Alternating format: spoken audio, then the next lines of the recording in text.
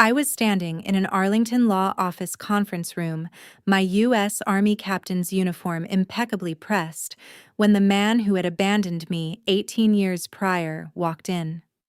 My father, Franklin Whitaker, looked at me as if I were a stranger until his eyes landed on my name tag.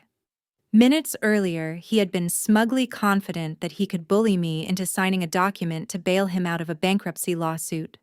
But my attorney just slapped a file on the table, a legal clause my father had no idea existed.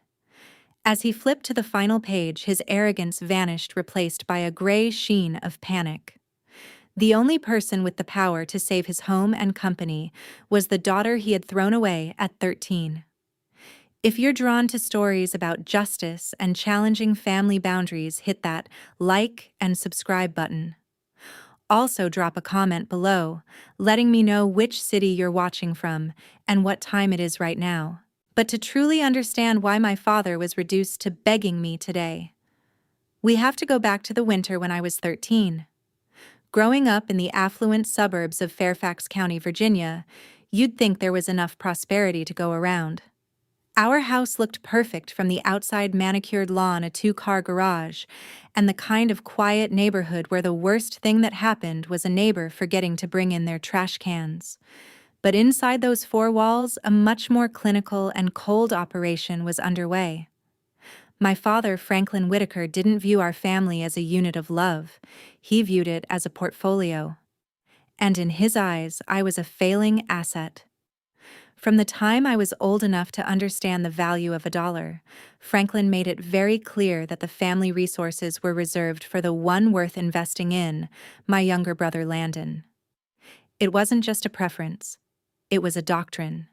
Landon was the golden child, the vessel for all of my father's unfulfilled ambitions. While Landon's room was a high-tech sanctuary filled with the latest gaming computers, a shiny new mountain bike every summer, and private tutors for subjects he wasn't even failing, I lived in a world of hand-me-downs and good enoughs. I remember the sting of starting every school year in clothes that were 2 seasons out of style, or using a laptop that groaned under the weight of a simple word processing program because Landon needed the new MacBook for his middle school projects. Every time I asked for something, a new pair of running shoes for track or a book series I was dying to read, the answer was always the same. My father would peer over his reading glasses, his voice devoid of any warmth, and say, "Landon has a future, Elena. He's going to build something. You just need to learn how to live a simple life." The disparity wasn't just in the big things. It was the small, cruel details that carved the deepest scars. My 12th birthday is a memory I've tried to bleach from my mind for years. I woke up hopeful, thinking that maybe this would be the year they noticed me. But the day passed like any other Tuesday. There were no balloons, no streamers. That evening, my mother, who had long ago learned that staying silent was the only way to survive Franklin, placed a single smashed-looking cake on the kitchen table. It had a neon yellow 50% off sticker from Safeway still clinging to the plastic lid. It was dry, tasted like preservatives and neglect, and we ate it in near silence while Landon talked about his upcoming soccer camp. Fast forward just 3 months to Landon's birthday. The contrast was enough to give you whiplash. My father rented out a massive section of Dave & Buster's.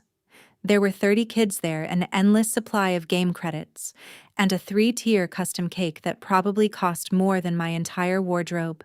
Franklin spent the whole night beaming, clapping Landon on the back, and introducing him to his business associates as the future of the Whitaker legacy. I spent that night in the corner holding a paper plate and realizing that I wasn't just a second-class citizen in that house, I was an invisible one. I spent years operating under the desperate, childish delusion that I could earn his investment. I thought if I brought home straight A's, he'd see my ROI. I thought if I won every track meet and stayed out of trouble, he'd realize that I was the one with the discipline, the drive, and the grit. I pushed myself to the brink of exhaustion, trying to be the smart one, the reliable one, hoping for just a flicker of that pride he showered so effortlessly on Landon. But no matter how high I climbed, the goalposts were always moved.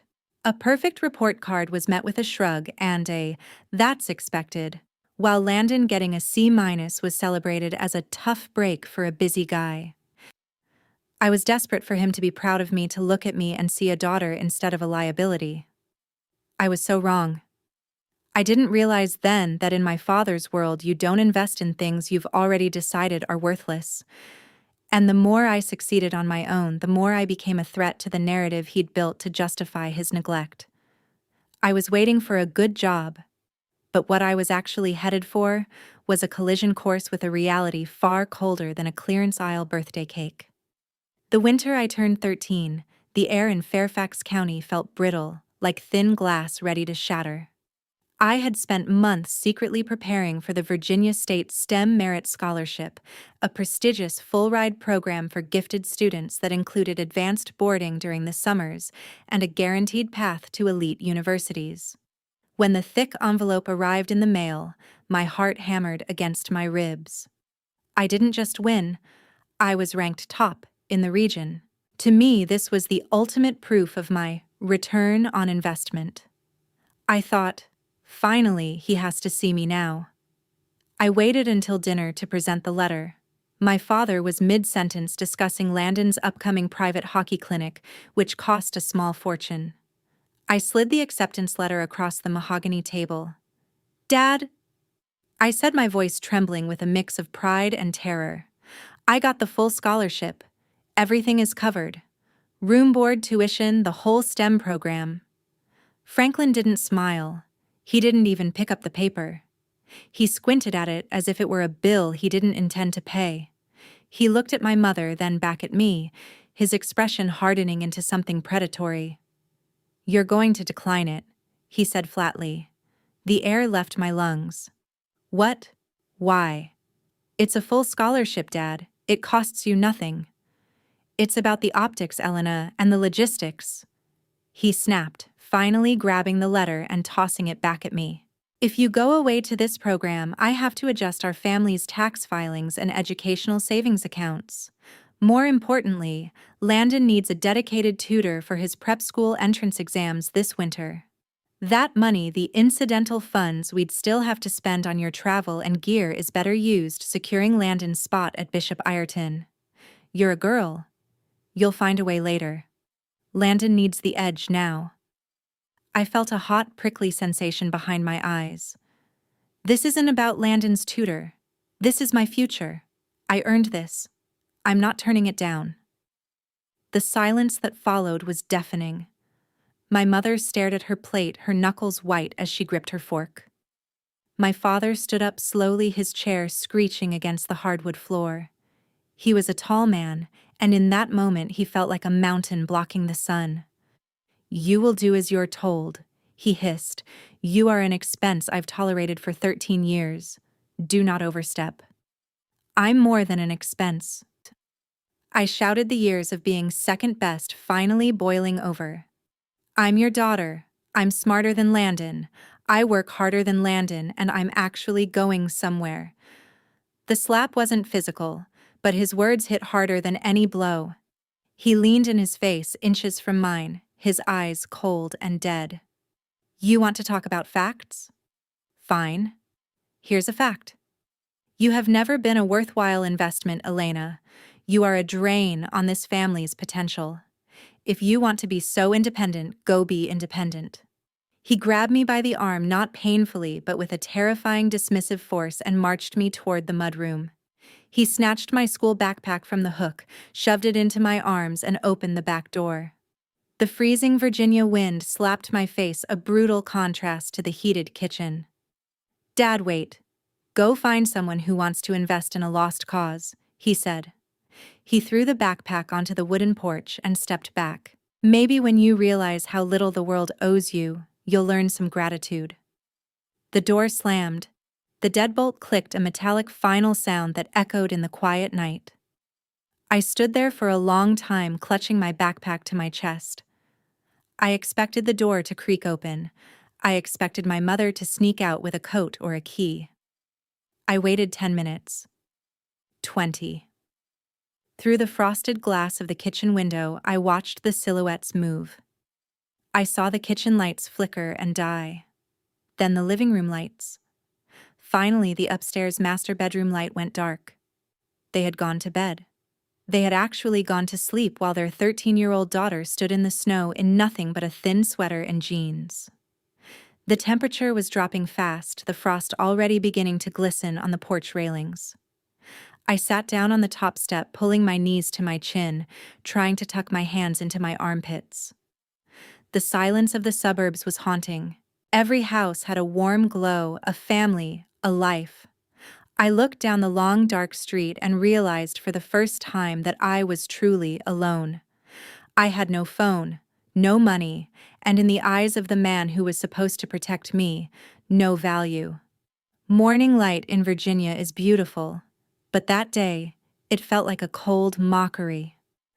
I had spent the night shivering under a park bench, eventually drifting toward the school building before dawn, slipping inside the moment the janitors unlocked the side doors. I didn't go to my locker. I went to the back of the library, tucked behind the reference section, and fell into a heavy, bone-chilling sleep on the carpet.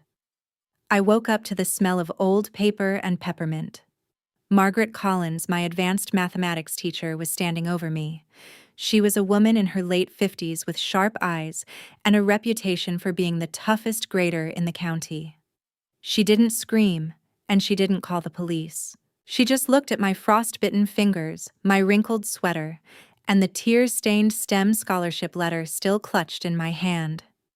"Elena," she said softly, "the library is for studying, not for camping." I tried to sit up, but my body felt like it was made of lead. The shame hit me before the cold did. I started to explain, to lie, to tell her I just got there early, but the words caught in my throat. I broke down. I told her everything: the bad investment, the locked door, the darkness. Margaret didn't offer empty platitudes. She didn't say, "I'm sure you didn't mean it." Instead, she sat on the floor next to me, adjusted her glasses, and read my scholarship letter. "Well," she said, her voice turning into steel, "if your father doesn't want to invest in a genius that's his bankruptcy to manage, pack your things. You can stay with me for a while." That while turned into 5 years. Margaret became the architect of my survival. She didn't just give me a spare bedroom, she gave me a blueprint for a life. While my father was busy pouring every cent into Landon's mediocre athletic career and social status, Margaret was sitting at the kitchen table with me at 11 p.m., helping me navigate the complex world of military scholarships and university applications. She saw the discipline in me that my father mistook for simplicity. She saw a leader where he saw a liability. When I turned 18, the transformation was complete. I wasn't the broken girl on the porch anymore. I was a recipient of the U.S. Army ROTC scholarship, a full ride that would turn me into an officer. The commissioning ceremony was held on a humid afternoon. I looked out into the crowd wearing my cadet uniform for the first time with pride. My father wasn't there. My mother wasn't there. But in the front row, wearing her best Sunday dress and a smile that could light up the Potomac, was Margaret Collins. As she pinned the insignia on me, she leaned in and whispered, "Remember this, Elena, family isn't always about blood. It's about who stands still when everyone else walks away." In the years that followed, as I moved through the ranks from second lieutenant to captain in the Army Logistics Corps, my father remained a ghost. He never called to ask how I was. He never sent a card when I was deployed.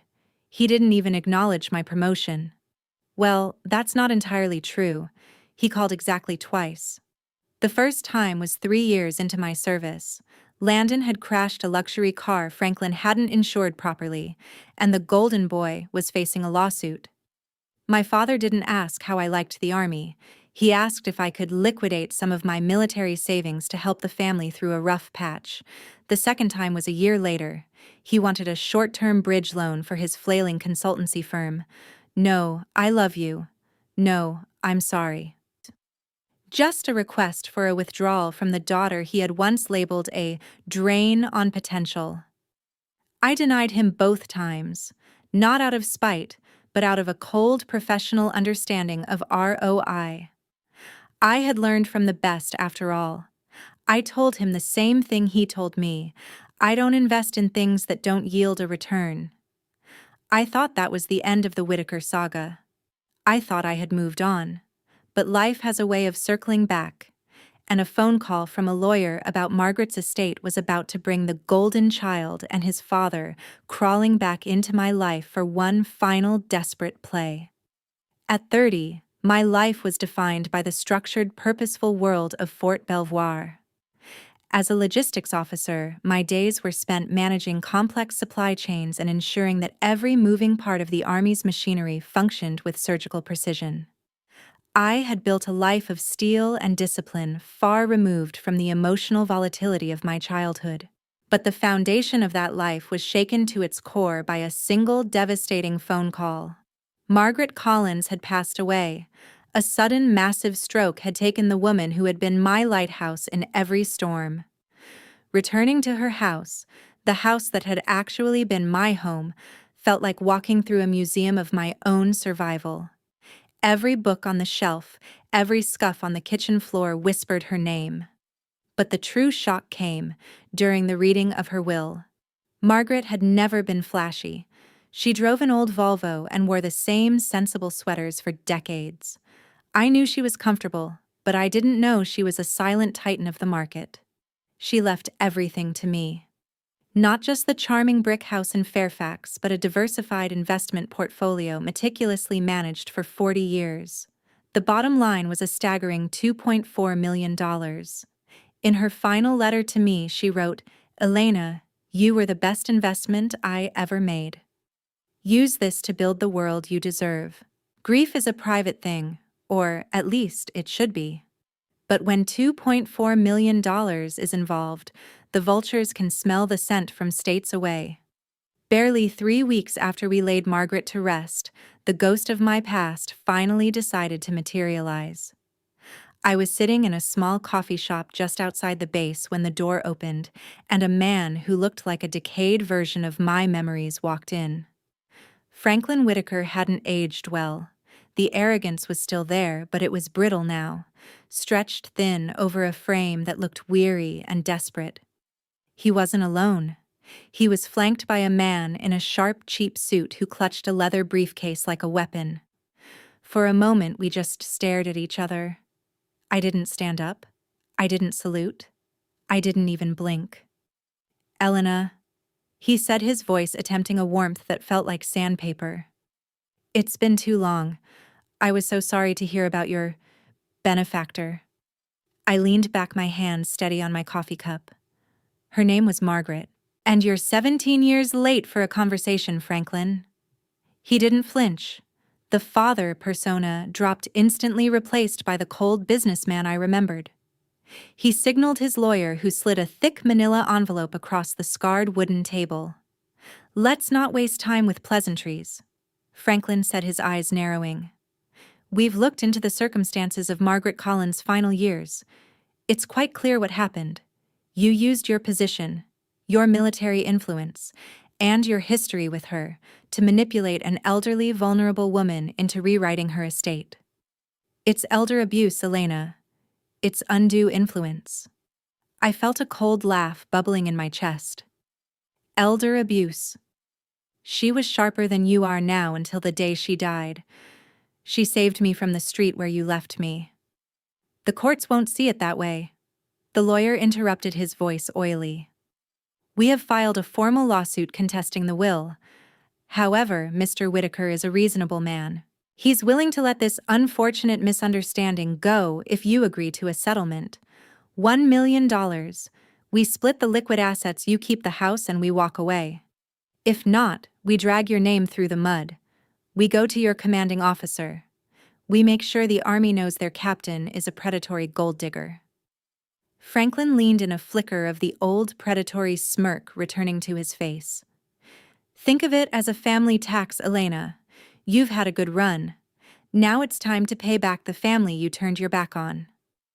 I looked at the legal documents, then at the man who had left a 13-year-old girl in the snow because she wasn't worth the investment. He was bankrupt. I could see it in the fraying cuffs of his shirt and the way his lawyer kept checking his watch. He didn't want justice. He wanted a bailout. He thought he could bully the little girl on the porch one last time. I stood up, adjusting my uniform jacket. I didn't even pick up the envelope. "No," I said. The word was quiet, but it carried the weight of a decade of command. "No," Franklin stammered. "Elena, you'll lose everything in legal fees. I'll ruin your career." "You have nothing to ruin, Franklin," I replied, looking him straight in the eye. "You spent 17 years pretending I didn't exist. Now I'm going to spend the next few months making sure the legal system remembers exactly who you are. Get out of my sight." I walked out of that coffee shop without looking back. He wanted a war over an investment, fine. He was about to find out that I was the most dangerous kind of soldier, the one who had nothing left to lose to him. After my confrontation with Franklin, I didn't panic. In the Army, when you're under fire, you don't run. You check your perimeter and verify your assets. My greatest asset was Daniel Reeves, a JAG-turned-civilian attorney who looked more like a college professor than a shark, but he had a mind like a tactical computer. We met at Margaret's house a few days later. The air still smelled faintly of her lavender tea. Daniel was kneeling in front of a heavy floor-bolted safe in her study, one she had told me about years ago, but insisted I only open when the past comes knocking. She was a meticulous woman, Elena. Daniel said, his fingers working the dial. She knew that for a man like Franklin Whitaker, greed isn't a phase, it's a lifestyle. She kept receipts for everything. And I mean, everything. The heavy door creaked open. Inside wasn't gold or jewelry. It was a single blue-backed legal folder, yellowed slightly at the edges but perfectly preserved in a vacuum-sealed sleeve. Daniel pulled it out, his eyes scanning the first page. He let out a low, long whistle. "I'll be damned," he whispered. He really did it. "Did what?" I asked, leaning over his shoulder. He flipped to the signature page. There it was.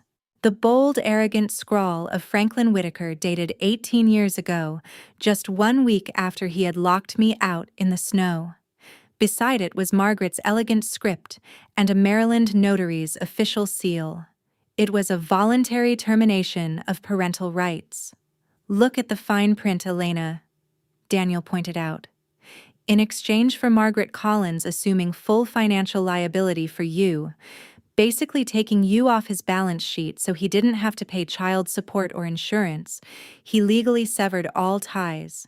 He didn't just kick you out, he sold his interest in you to avoid a bill. Under Virginia and Maryland law at the time, this document is an absolute shield. Legally speaking, Franklin Whitaker is a stranger to you. He has as much right to Margaret's estate or your life as a random person walking down the street." I felt a strange coldness wash over me. I had known he didn't love me, but seeing the price tag he'd put on my existence, the cost of a few years of child support, was the final nail in the coffin of my childhood. He hadn't just abandoned me. He had offloaded me like a bad stock. "This changes everything," Daniel said, looking up at me. "His entire lawsuit is built on the claim that he is your natural father and was wrongfully bypassed in the inheritance of his family ward. This document makes him a perjurer the moment he steps into a courtroom. He's essentially suing for the assets of a woman he has zero legal connection to regarding a daughter he legally deleted." Daniel leaned back, tapping his pen against the folder. "So, Captain, here's the tactical choice. We can send this to his lawyer quietly. They'll drop the suit in an hour to avoid a fraud charge, and he'll crawl back into whatever hole he came from. Or," he paused, a glimmer of steel in his eyes, "or we go to the scheduled mediation. We let him get his claims on the official record. We let him lie under oath. And then we drop the ceiling on him in front of the mediator and the court reporters. We take this public." We ensure he can never bully anyone ever again. We go for total victory. I looked at the photo of Margaret on the desk. She had saved this for me. She had kept this weapon sharp for 18 years, waiting for the moment I was strong enough to wield it. No settlements. I said, my voice as steady as a marksman's breath. We go to court. I want him to see exactly what his bad investment is worth today. If you were in my boots standing there with the proof that your father literally sold his rights to you for a few bucks, what would you do? Would you settle quietly to move on? Or would you want the world to see the truth? Write your predictions in the comments. How do you think Franklin will react when he realizes he's walked into a trap of his own making? And don't forget to subscribe and hit that notification bell. You won't want to miss the next part because the mediation room is about to become a courtroom battlefield where the golden boy and his father finally face the music. The Arlington Civil Court mediation room was clinical, smelling of industrial lemon cleaner and old carpet. I sat at one end of the long oak table, my back straight, my hands folded atop the smooth surface. I wasn't just Elena today. I was a captain in the United States Army, and I wore the uniform like armor. Across from me sat the Whitaker United Front. Franklin had brought Landon along, clearly hoping that the sight of the golden child would stir some dormant sibling affection in me. Landon, now in his late 20s, looked soft. His expensive suit couldn't hide the fact that he'd never worked a day for anything he owned. Franklin, on the other hand, was putting on the performance of a lifetime. He had a handkerchief tucked into his sleeve and a weary, practiced fatherly sorrow etched into his face for the benefit of the court-appointed mediator. The mediator, a stern woman named Mrs. Gable, opened the session. We are here to discuss the contestment of the estate of Margaret Collins. Mr. Whitaker, you may begin. Franklin leaned forward, his voice cracking with rehearsed emotion. Mrs. Gable, this isn't just about money. It's about a family torn apart. Elena was always a difficult child, but we loved her. We believe that during her time in the military, she was changed, taught to see her own flesh and blood as the enemy. We believe Margaret Collins in her declining years was manipulated by a daughter who had been essentially brainwashed by the service to turn against her natural father. He looked at me, a fake tear glimmering in his eye. Elena, honey, we just want to bring you home. We want to settle this fairly so Landon can finish his MBA and we can be a family again. Don't let the Army's coldness ruin what's left of us. Landon nodded solemnly. Yeah, Elle. Dad's been a wreck. You're being really cold about this. I didn't say a word. I didn't even blink. I just looked at Daniel, who was leaning back in his chair, tapping a rhythm on the blue-backed folder. Mr. Whitaker. Daniel started, his voice deceptively light. You claim you are the natural father and were unjustly deprived of your role in Elena's life, and consequently a portion of this inheritance, correct? Absolutely, Franklin snapped, regaining his vigor. I provided for her until she turned her back on us. That's interesting, Daniel said, sliding the folder across the table toward the mediator. Because I have a notarized document here from the Fairfax County Court Archives, dated 18 years ago. It's a voluntary termination of parental rights, signed by one Franklin Whitaker. The air in the room seemed to vanish. Mrs. Gable took the document, her eyes widening as she scanned the text. This document, Daniel continued, his voice rising in power, states that in exchange for the sum of $0 and the release from all future child support, medical insurance, and educational obligations, Franklin Whitaker legally and permanently severed all ties to Elena. He didn't just lose touch. He legally deleted his status as her father to save a few $1,000s a year. Franklin's face went from pale to a deep, bruised purple. He lunged for the paper, but Mrs. Gable pulled it back. Is this your signature, Mr. Whitaker? She asked, her voice dropping an octave in disgust. That was a long time ago. I was under duress. I was trying to do what was best for the family finances.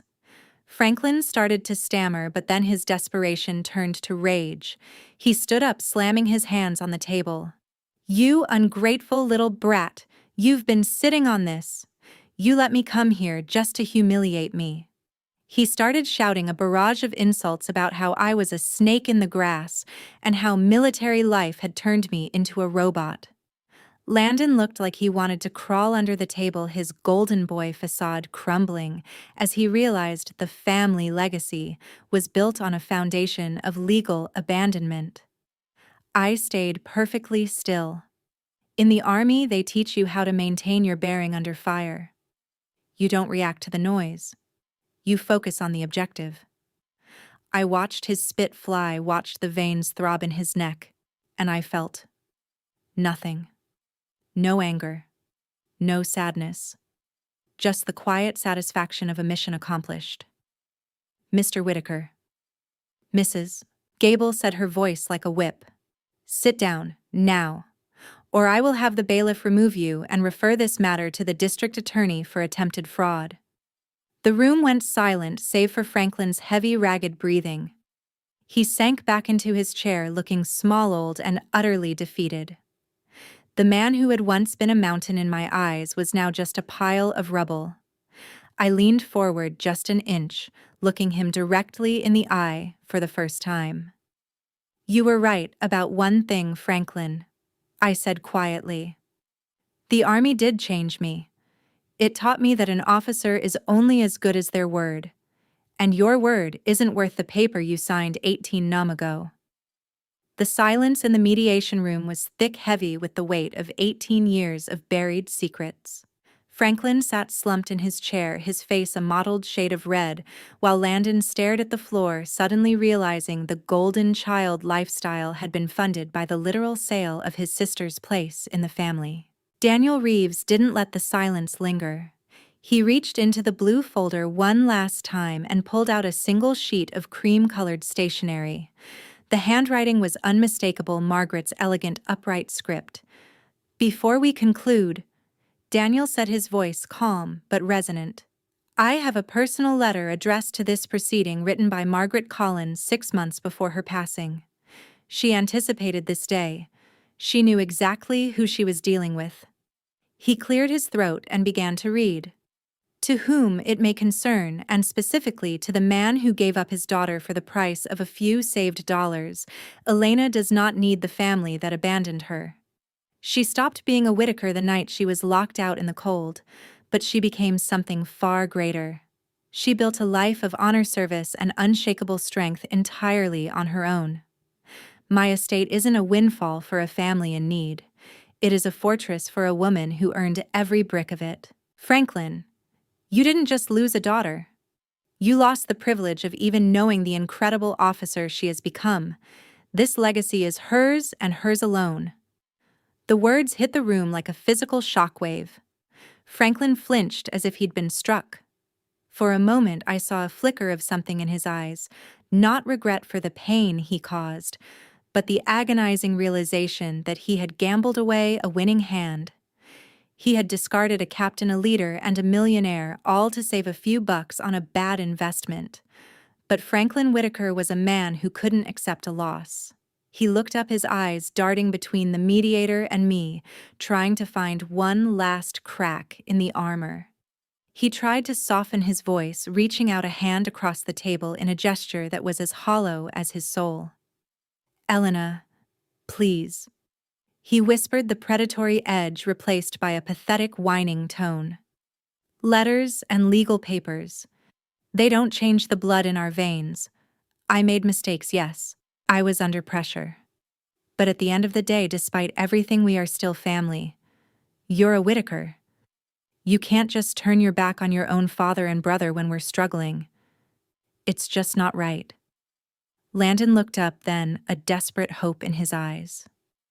"Yeah, Elle. We're your blood. You can't just leave us with nothing." I looked at them. Really looked at them. I saw the greed masked as sentiment, the entitlement that had never been checked, and the utter lack of genuine love.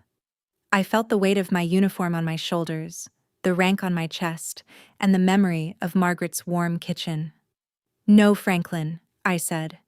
My voice was low, steady, and devoid of the anger he was hoping to provoke. We aren't family. Being family requires a commitment you weren't willing to make.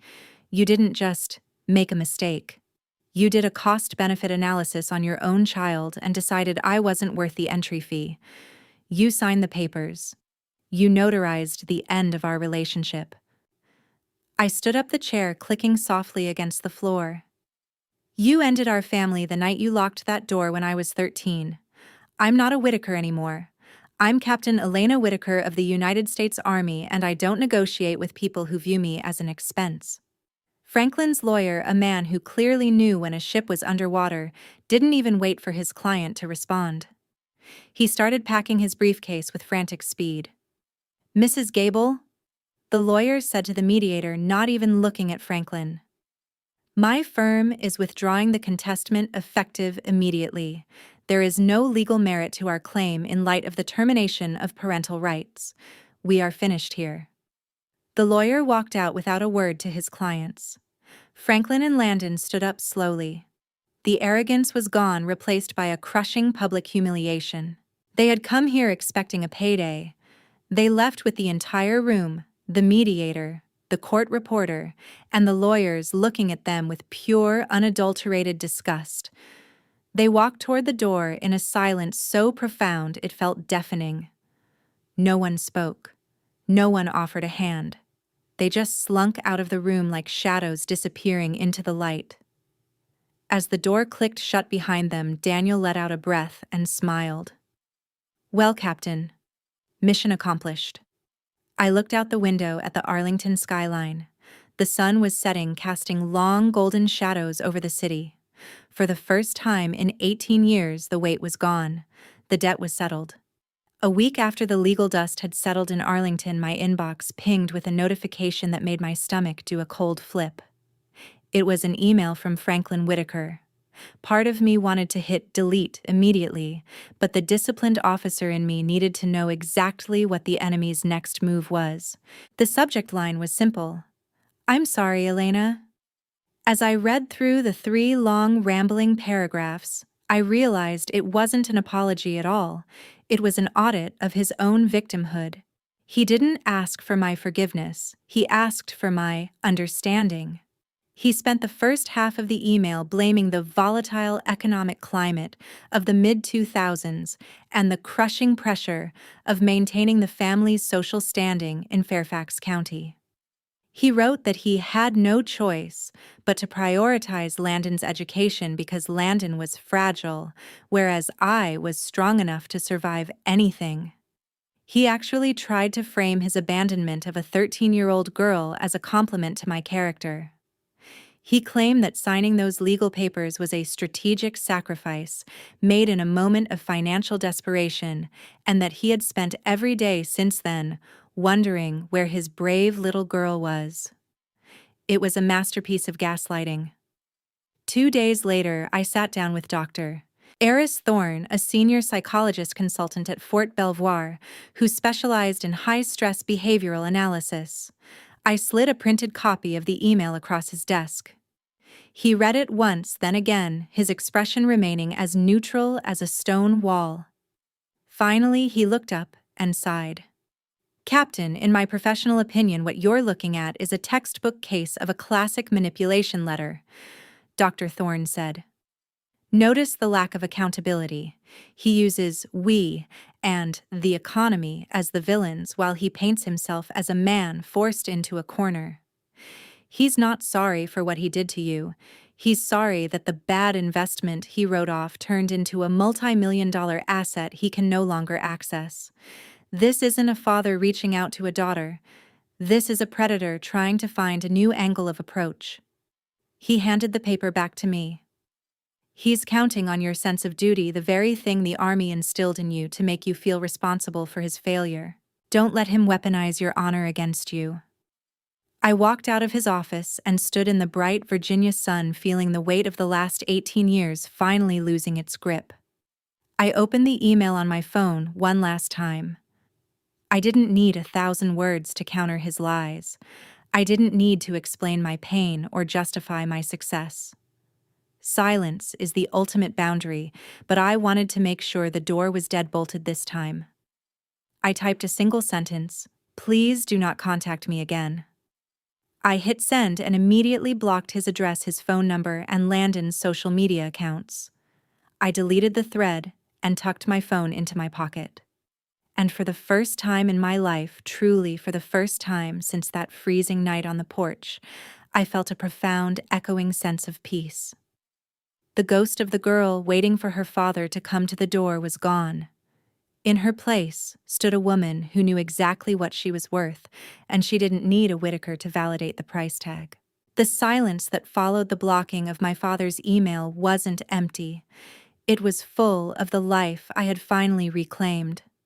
1 year has passed since that day in the Arlington mediation room, and the landscape of my world has shifted from a battlefield to a garden.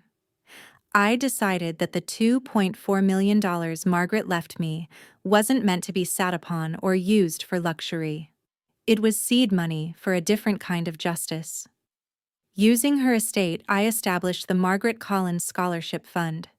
It's specifically designed for teenagers who find themselves in the exact position I was in at 13, kids who have been discarded by their families, who have been told they aren't worth the investment, and who are sleeping in libraries or on friends' couches just to finish high school.